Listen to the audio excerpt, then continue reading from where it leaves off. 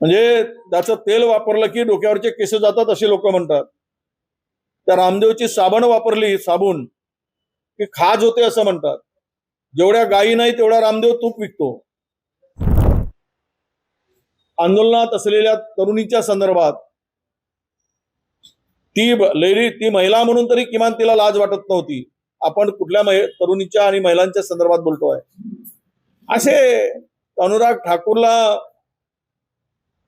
तेवढंच एक काम राहिलं असेल कदाचित, कारण मंत्रिमंडळामध्ये काही फार काम राहिलेलं नाही म्हणून हक्कभंग आणायचं. तर हक्कभंग काय आणले काय ना, राहुल गांधीवर किती खटले दाखल केलेत.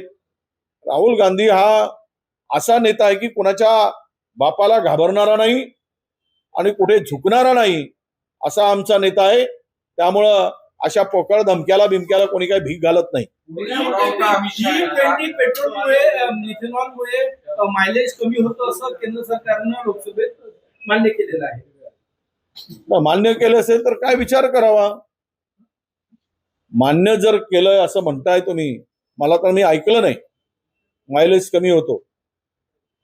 पण हे काही इथेनॉल आणि पेट्रोलचं काही मिश्रण होतं, त्यावर केंद्राची भूमिका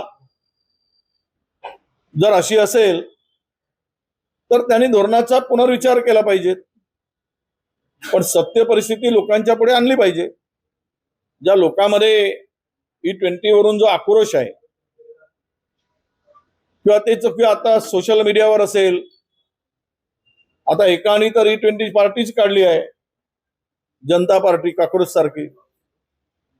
त्यामुळे इथेनॉल मिसळायचं नाही मिसळायचं सरकारची भूमिका क्लिअर झाली. तो संदेश स्पष्टपणे सरकारने दिला पाहिजे. सध्या रडारवर गडकरी आहेत, ते आता जनतेच्या आहेत की अमित शहाच्या रडारवर आहेत. कोणीतरी त्यांना रडारवर आणलेला आहे. त्यामुळे ती खुर्ची खाली करण्यासाठी E20चा वापर तर होत नाही ना. कारण या लोकांनी सत्तेत येण्यापूर्वी जे जे काही आश्वासनं दिली, जे जे बोलले, त्या रामदेव पासून तो बोगस रामदेव, बोगस सगळं विकणारा, म्हणजे त्याचं तेल वापरलं की डोक्यावरचे केस जातात असे लोक म्हणतात. त्या रामदेवची साबण वापरली, साबून, की खाज होते असं म्हणतात. जेवढ्या गायी नाही तेवढा रामदेव तूप विकतो. जेवढ्या मधमाशा नाहीत तेवढा तो रामदेव सहज विकतो.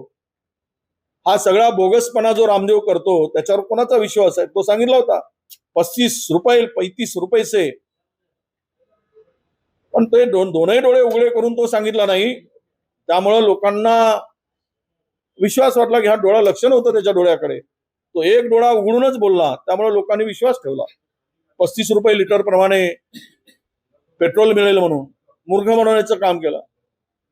आज जे महाराष्ट्रात देशामध्ये जी परिस्थिती निर्माण झाली ती अत्यंत खोटं आणि असत्य बोलून फसवणूक केल्यामुळे देशाचं वाटोळं झालेलं आहे. त्यामुळे कोणी यांच्यावर हे काय बोलतील काय करतील यावर कोणाचाच आता विश्वास राहिलेला नाही. सत्तेतून खाली खेचणं आणि या खोटारड्यांना बाजूला करणं तरच या देशाची प्रगती राहील. नाहीतर पुन्हा हे नवीन मंदिर आणतील, पुन्हा मंदिर मस्जिद करत बसतील. ते यांचे ठरलेले आहेत आणि देशाला लुटत बसतील. जेवढं इंग्रजांनी लुटलं नाही तेवढं या लोकांनी हा देश लुटला आहे. इंग्रजापेक्षा अधिक लुटण्याचं काम केलेलं आहे. त्यामुळे यांच्या भूमिकेमध्ये वारंवार बदल होत असतो.